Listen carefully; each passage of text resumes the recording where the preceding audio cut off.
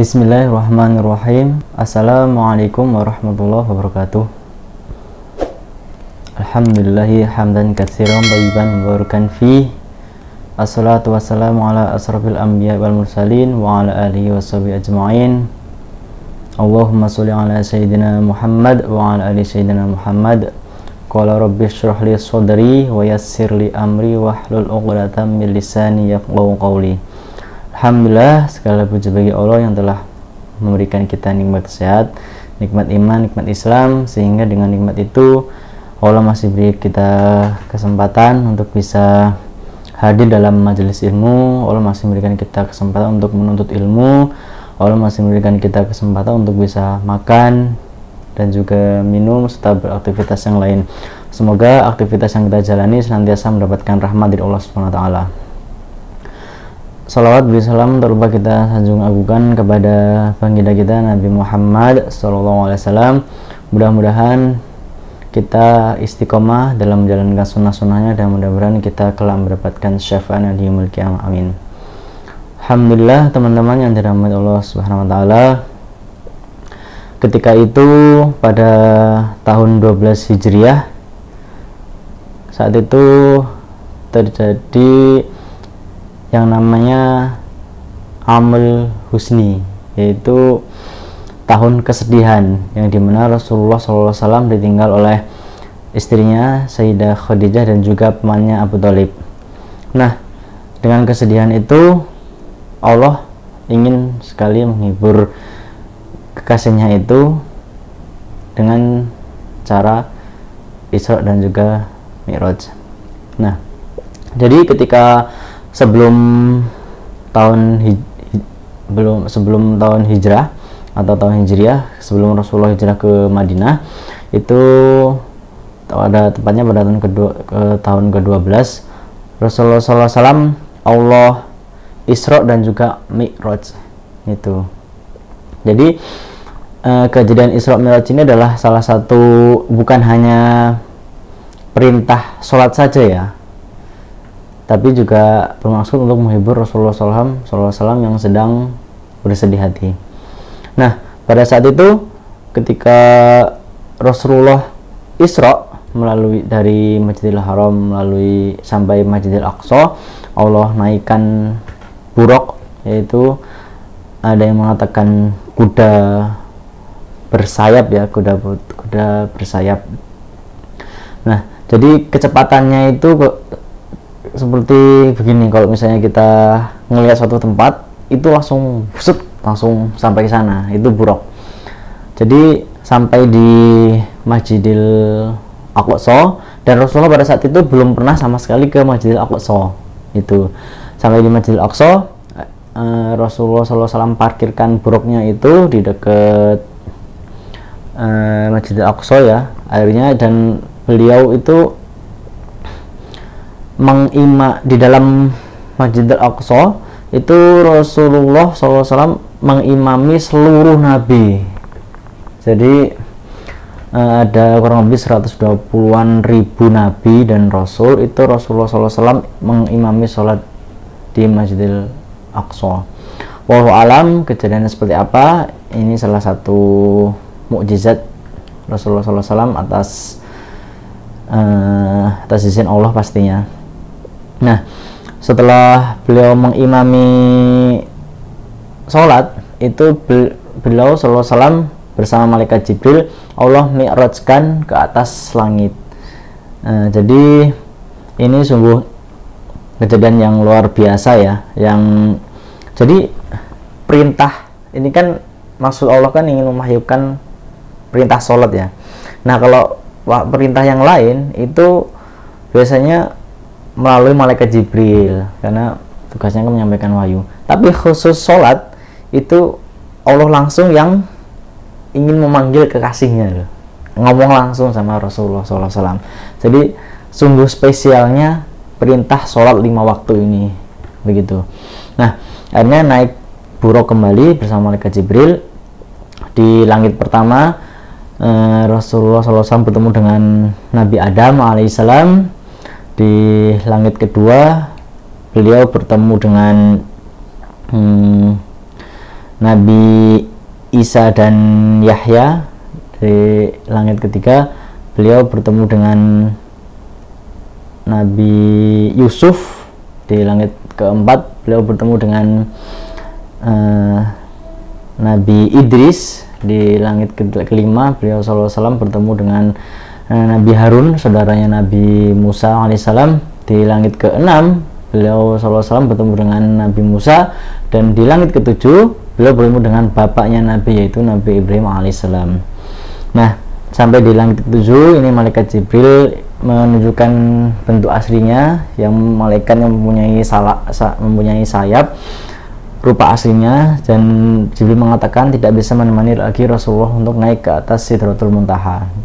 Nah, jadi di atas Sidratul Muntaha itu ada juga malaikat yang sedang bertawaf. Jadi tidak hanya di dunia saja ya yang ada tawaf di Masjidil Haram, tapi juga di atas langit juga ada tawafnya malaikat. Nah, akhirnya tapi di sela-sela menaiki langit itu beliau SAW ditampakkan juga surga dan juga neraka, sampai membuat beliau menangis ketika melihat neraka, karena begitulah sisa-sisa yang akan umatnya terima. Dosa-dosa zina, dosa-dosa riba itu langsung ditampakkan oleh Allah kepada Rasulullah SAW untuk menjadi pelajaran bagi umatnya. Nah, akhirnya perintah sholat yang pertama kali Allah perintahkan kepada Rasulullah SAW itu adalah 50 waktu. Jadi bayang kalau misalnya sholatnya kita nih ya 50 waktu nih. Kalau 5 waktu kan subuh, zuhur, asar, maghrib, isya. Kalau 50 waktu nih gimana coba? Azannya 50 waktu. Baru saja setengah jam udah Allahu Akbar gitu. Ya kita jangan dipikirkan begitu. Nah, akhirnya turun, di stop sama Nabi Musa. Wahai Musa, apa yang diperintahkan oleh wahai Muhammad, apa yang diperintahkan oleh Allah? Kata Rasulullah SAW, umatku diperintahkan untuk menjalankan sholat 50 waktu. Kata Nabi Musa, naik lagi, minta nego sama Allah, umatmu nggak bakal kuat. Akhirnya nego terus sampai akhirnya ketemu 5 waktu.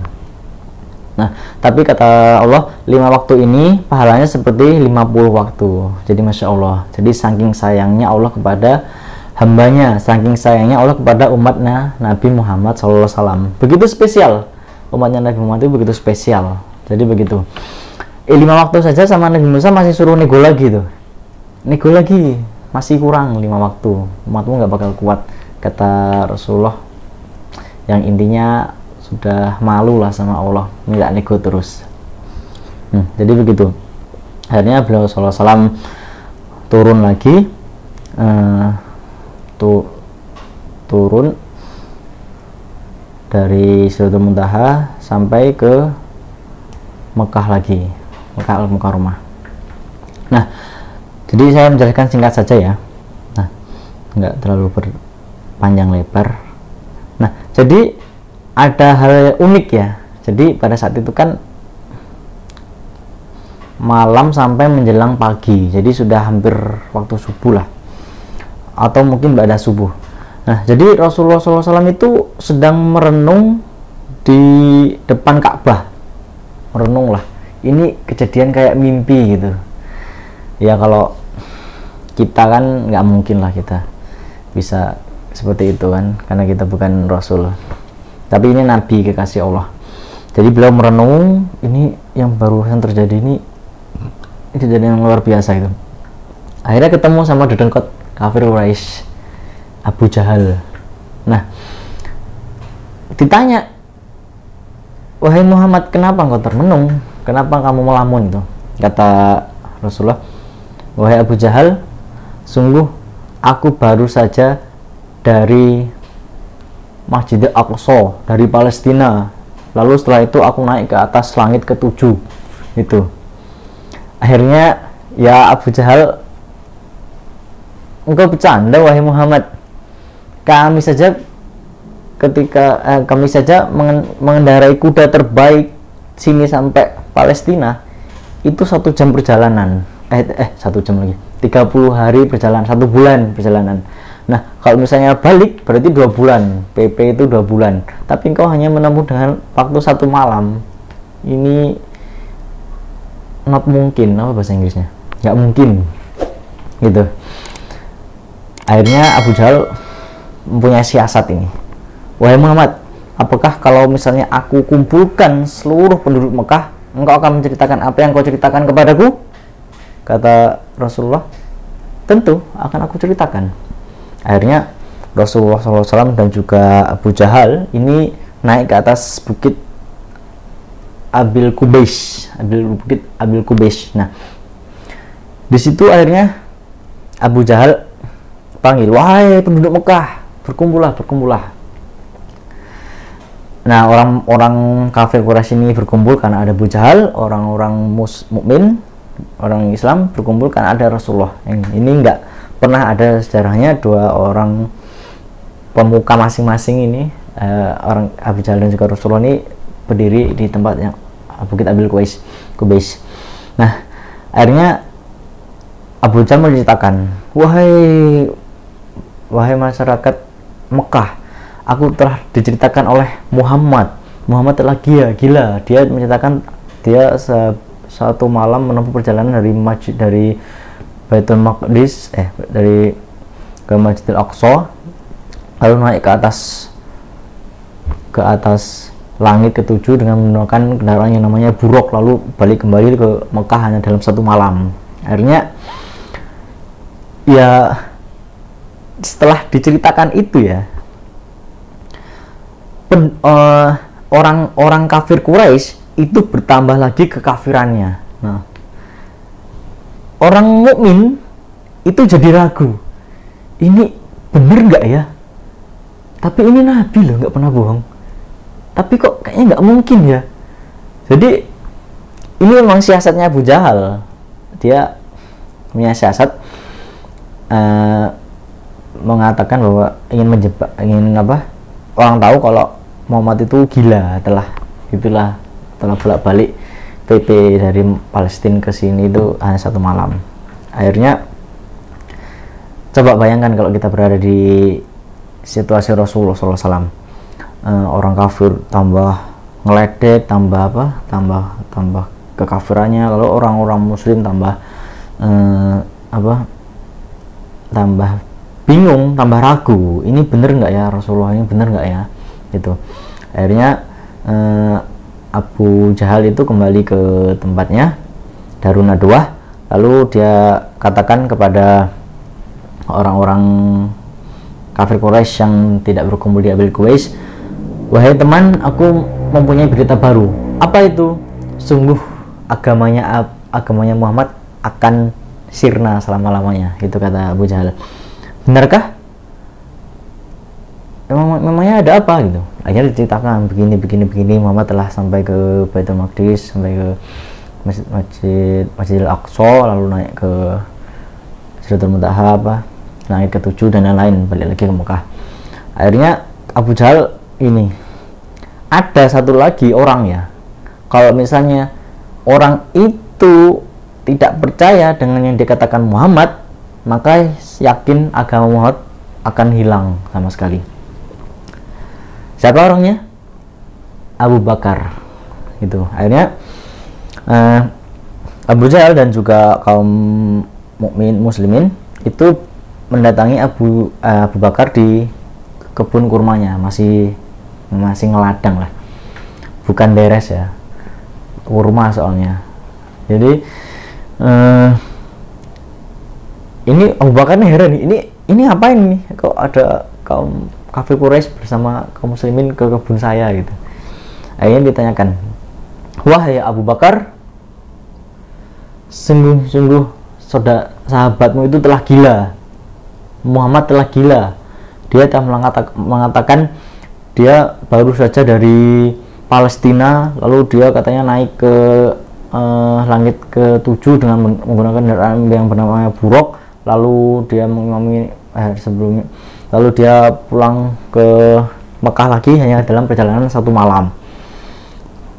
Bagaimana pendapat wahai Abu Bakar?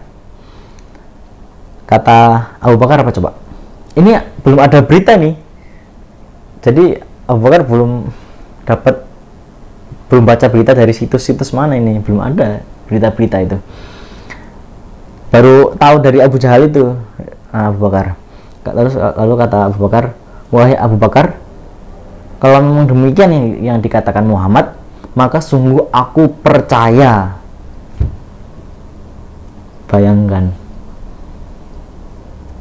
Akhirnya rombongannya Abu Jahal CS pak tertep deg ser.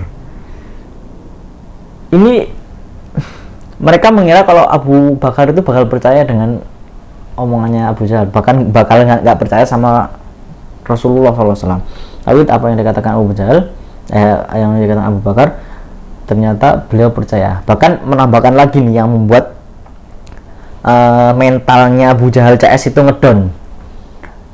Beliau Abu Bakar mengatakan, dengar ya Abu Jahal, kalaupun misalnya aku lihat di depanku ini tembok warnanya putih, lalu Muhammad mengatakan tidak Abu Bakar, itu warnanya hitam, maka akan aku bohongkan penglihatanku dan aku katakan tembok itu hitam. Itu kata Abu Bakar. Bagaimana nggak ngedon kalau udah saking mantapnya kayak gitu? Padahal belum dengar langsung kata dari Rasulullah SAW. Ini dengarnya dari Abu Bakar. Itu tambah ngedon kan Abu Jahal. Lalu Abu Bakar berkata, di mana Rasulullah? Itu di Bukit Abil Qubais. Masih di sana Rasulullah. Masih juga berkumpul orang-orang yang lainnya. Lalu setelah kelihatan nih berjalan dari kebunnya ini menuju Bukit Abil Qubais, Abu Bakar mulai berjalan. Lalu ketika terlihat Rasulullah, beliau berteriak, wahai Rasulullah, wahai Rasulullah, sengaja biar perhatiannya ke Abu Bakar semua. Lalu orang kan pada buka jalan. Lalu jalan sambil teriak itu kan, wahai Rasulullah, apakah benar yang engkau katakan kepada Abu Jahal bahwa engkau telah melakukan perjalanan dari Masjidil Haram sampai ke Masjidil Aqsa, sampai ke Palestina, lalu naik ke langit ke-7, mendapatkan wahyu perintah sholat, lalu naik kembali lagi ke Mekah dengan melalui kendaraan buruk. Apakah itu benar wahai Rasulullah? Kata Rasulullah, benar, itu benar wahai Abu Bakar. Kata Abu Bakar, wahai Rasulullah, sungguh aku percaya. Kalimat ini yang membuat kita masih Islam sampai sekarang. Kita nggak tahu kalau misalnya pada saat itu Abu Bakar ragu, apa iya ya, kayaknya tapi kok nggak masuk akal ya. Tapi karena keyakinan Abu Bakar, beliau mengatakan, wahai Rasulullah, sungguh aku percaya. Yang Muslim, iya ya, ini Nabi ya, ini Nabi, nggak mungkin berbohong. Akhirnya yang umat Muslim yang tadinya ragu bertambah lagi keimanannya. Begitu, semangat lagi. Begitu setelah mendekati Rasulullah, wahai Rasulullah, aku ingin bertanya kepadamu. Silakan wahai Abu Bakar, kata Rasulullah. Akhirnya Abu Bakar bertanya, wahai Rasulullah, ini masih ada orang kafir Quraisy juga ya, apakah engkau bersedia bercerita kepada kami? Engkau kan tidak pernah ke Masjidil Aqsa. Apakah engkau bisa menceritakan kepada kami bagaimana warnanya, bagaimana temboknya, bagaimana tiang-tiangnya, lalu keadaan sekitarnya? Karena orang-orang kafir ini, orang-orang Quraisy ini banyak yang sering berbolak-balik ke Masjidil Aqsa. Baik, akan aku ceritakan, kata Rasulullah SAW. Akhirnya diceritakan nih, Masjidil Aqsa itu warnanya begini, temboknya seperti ini, terus mukanya seperti ini, situasinya keadaannya seperti ini, lalu tiang-tiangnya seperti ini. Dan orang Quraisy mengatakan gimana? Engkau benar wahai Muhammad, yang dikatakan Muhammad itu benar, katanya. Ini orang kafir Quraisy ini mengatakan sendiri, ngomong sendiri kalau yang dikatakan Rasulullah SAW itu benar. Kalau Masjidil Aqsa itu seperti itu yang dikatakan Rasulullah benar, padahal Rasulullah nggak pernah ke Masjidil Aqsa sebelumnya.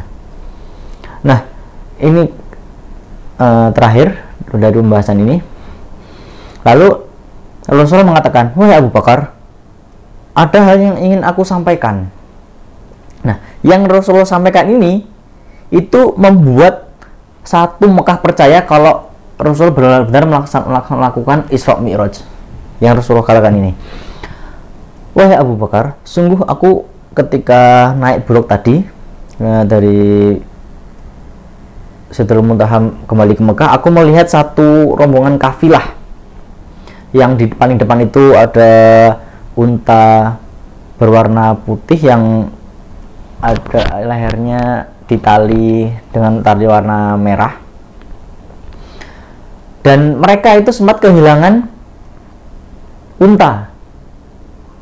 Nah, akhirnya aku teriakkan, ini Rasulullah bengok apa? Teriak dari buruk ini. Wahai kafilah, untamu berada di bukit fulan, silakan cari. Lalu orang-orang kafilah pedagang tadi itu nyari, akhirnya ketemu. Lalu ceritakan sama mereka tadi. Dan aku diceritakan yang tadi, aku melihat kafilah, satu rombongan kafilah yang di depan itu untanya berwarna putih, lalu lehernya di tali warna merah, ada tali warna merah atau unta merah talinya putih ya, pokoknya begitulah. Lalu mereka kehilangan unta, lalu aku teriaki seperti tadi, dan mereka akhirnya menemukan untanya. Kemungkinan kafilah itu sampai ke Mekah 2 hari lagi. Nah, akhirnya ditunggulah. Setelah itu balik lagi ke rumah masing-masing. 2 hari yang ditunggu itu datang. Dan benar, ada kafilah benar. Di depan itu ada unta putih di tali, yang paling depan itu ditali dengan tali warna merah. Lalu akhirnya ditanya, wahai kafilah dagang, ini yang tanya orang kafir Quraisy, apakah kalian dari Palestina? Benar. Dan apakah kalian tadi sempat kehilangan, apakah kalian ketika di perjalanan sempat kehilangan unta? Benar. Apakah lalu ada yang teriak memberitahu suara yang memberitahukan kalian kepada bahwasanya unta ini ada di lembah fulan? Benar. Dari mana kau tahu? Dari Muhammad.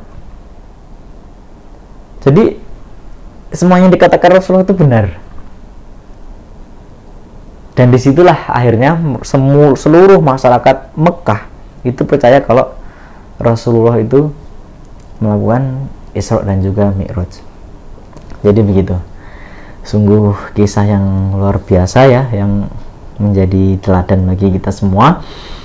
Jadi sebenarnya Abu Jahal itu tahu kalau misalnya Muhammad itu benar, Muhammad itu seorang nabi, tapi ya itulah, hidayah kan yang punya Allah, bukan Rasulullah SAW.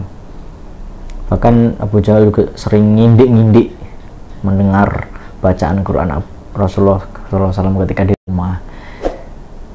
Dia tuh tahu, tapi ya hidayah nggak masuk. Dia tetap dalam kesombongannya, tetap dalam kebodohannya, makanya dipanggil Abu Jahal. Kalau orang-orang kafir Quraisy itu manggil dia Abul Hakam. Wah, keren lah Abul Hakam. Tapi kalau umat muslim panggil dia Abu Jahal.